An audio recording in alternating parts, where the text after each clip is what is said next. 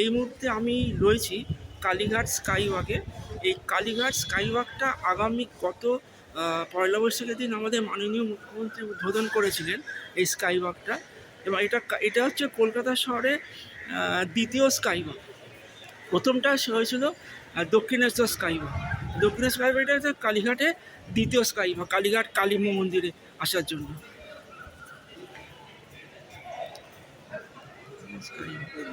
ভালো করেছিল, ভালোই তো হচ্ছে এটা স্কাইওয়াকে।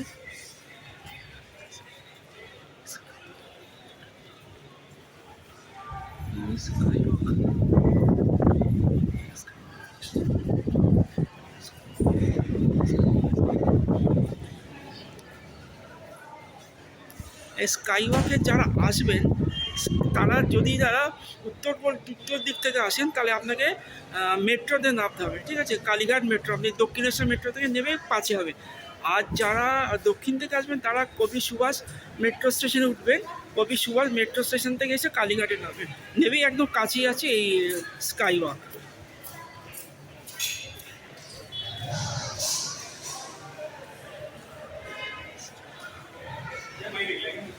বলছি তো কতটা লম্বা, এটা কতটা লম্বা? হ্যাঁ,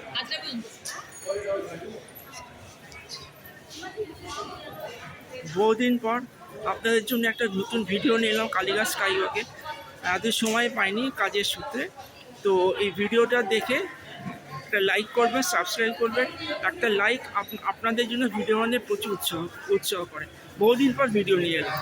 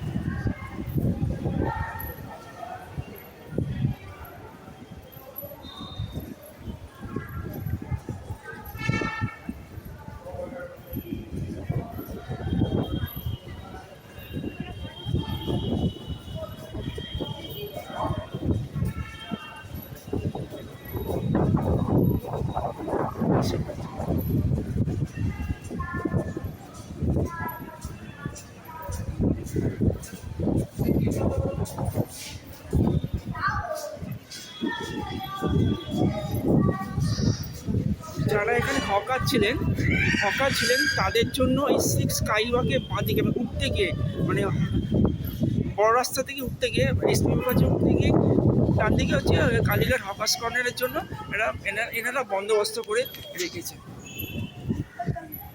কালীঘাট স্কাইওয়াক।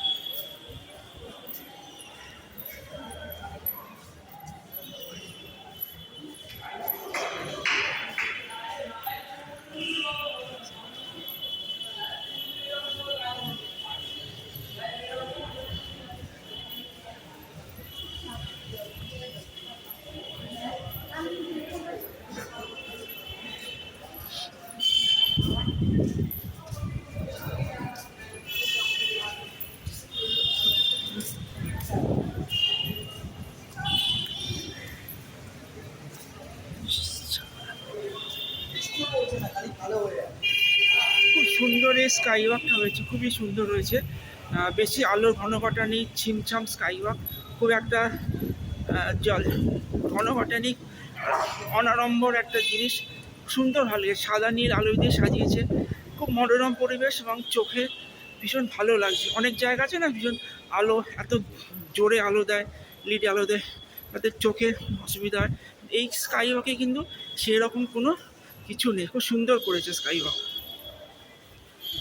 আজ এখানে স্কাই ওয়াকে